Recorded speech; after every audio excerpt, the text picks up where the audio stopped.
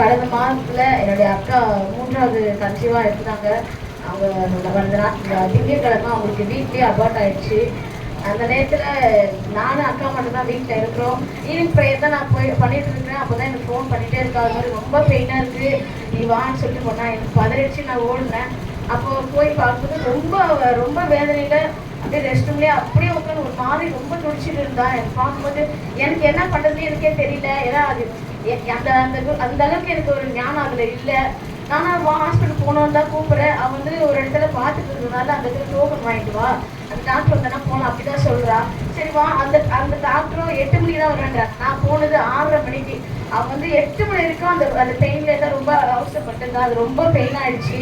நாங்கள் அதுக்கப்புறம் நாங்கள் பொறுக்கல. சரி சொல்லி பக்கத்து வீட்டில் இருக்கிற ஒரு பொண்ணு தான் எங்களுக்கு மணியாக வந்து அதுக்கப்புறம் ஆம்புலன்ஸ்ல ஏற்றி கேம்ஸில் போயிட்டு அவருக்கு அது பண்ணோம். நைட்டு 11:30 தான் அதை அவங்க க்ளீன் பண்ணி என்ன பண்ணாங்க. அது வரைக்குமே கர்த்தரோட கிருபியா இருந்து அவரை பார்த்துட்டாரு. அது மாத்திரம் இல்லை, திங்கட்கிழமை நைட்டே முடிஞ்சிருச்சு. நான் செவ்வாய்க்கிழமை காலையில தான் நான் போனேன். போய் பார்த்துட்டேன். குழந்தைங்க இவளையும் கூட்டிட்டு அவளுக்கும் 2 குழந்தைங்க, அதே 3 பேரையும் கூட்டிட்டு தான் நாங்கள் ஹாஸ்பிட்டல் போயிட்டோம். நான் காலையில் அவள் நெக்ஸ்ட் டே அனுப்பிடுவாங்கன்னு நினச்சோம். பார்த்தா நெக்ஸ்ட் டே அனுப்பல. அது என்னாச்சுன்னா, சரி நீங்கள் போயிடுங்க, நான் வந்து நல்லா தானே இருக்கிறேன். அவள் எழுந்து வந்துட்டான். காலையில் எங்களை பார்க்க வரும்போது அவள் அப்படியே வெளியே வந்துட்டான். வெளியே வந்து அப்படியே திரும்பியா கத்தரை அவளை பலப்படுத்தினார். உடனே அவள் எழுந்து வந்து எங்ககிட்ட வந்து நாங்கள் எங்களை உள்ளே விடலை. ஏன்னா அது பிரசவம் வந்ததுனால குழந்தைங்களை வச்சு உள்ள விடல. அப்படின்னு கத்தர் திரும்பியா அவளை வெளியே கொண்டு வந்தார். அவளே பேசிட்டு தான் போனான். மத்தியானம் நாங்கள் சாப்பாடு வாங்கி கொடுத்துட்டு நாங்கள் வந்துட்டோம். அந்த செவ்வாய்க்கிழமை முழுவதுமே அவளே தனியாகவே இருந்தா. அடுத்த நாள் டிஸ்சார்ஜ் கூட அவளே ஆட்டோ ஏறி அவன் தான். ஏன்னா என் குழந்தைங்க வச்சிருந்தாலும் என்னால் போக முடியல, அவளை கூட்டிகிட்டு வர முடியல. உண்மையாகவே அவளே வந்து டிஸ்சார்ஜ் வந்துட்டு அது ரொம்ப கஷ்டமா இருந்தது. உனக்கப்புறமா தாய்கிட்ட ரொம்ப நாங்கள் எழுந்திருந்தாலும் உறவு எழுந்திருந்தாலும் உண்மையாகவே இந்த காலத்தில் கலந்துருந்தாலும் ஒவ்வொருமே என்னை விசாரிச்சாங்க. அதுக்காக கட்டணம் நான் வந்து சிக்கிறேன். அவங்க எல்லாருமே ஜெயிச்சாங்க.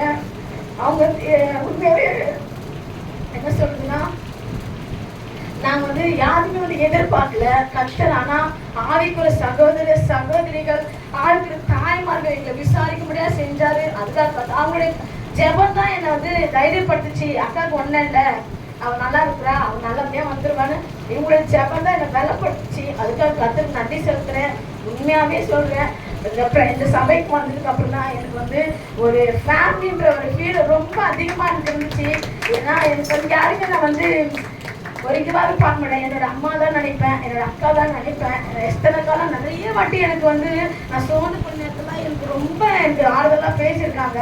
எப்பெல்லாம் நான் சோர்ந்து என் கணவருக்கு சரி, எப்பெல்லாம் நான் பலவீனமாக இருக்கிறேனோ அப்பெல்லாம் வந்து யாராவது ஃபோன் பண்ணுவாங்க. ஃபோன் பண்ணி என்கிட்ட பேசுவாங்க. அவங்க ஒரு 5 நிமிஷம் பேசாமல் இப்போ அவ்வளோ ஆறுதலாக இருக்கும். உண்மையாக கர்த்தர் அப்படிப்பட்ட ஒரு ஆவிக்குரிய உறவுகளை எனக்கு கொடுத்துருக்கா. நான் கொடானுக்கு நன்றி சொல்றேன்.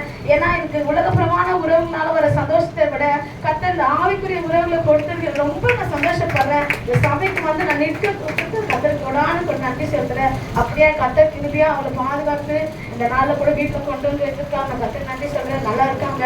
நான் மேல் வேலையெல்லாம் மட்டும் வீட்டில் போய் நான் செஞ்சுட்டு வரேன். சாப்பாடு மட்டும் அவங்க ஒரு இதாக செய்கிறாங்க. இது எல்லா வேலையும் நான் வீட்டில் போய் செஞ்சுட்டு பார்த்துட்டு தான் வரேன்.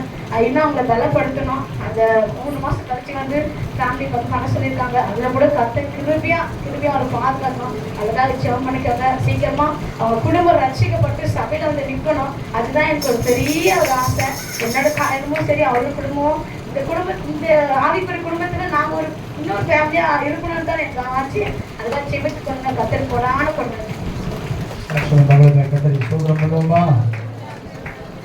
சீக்கிரமா மகளுக்கு ஒரு அற்புதத்தை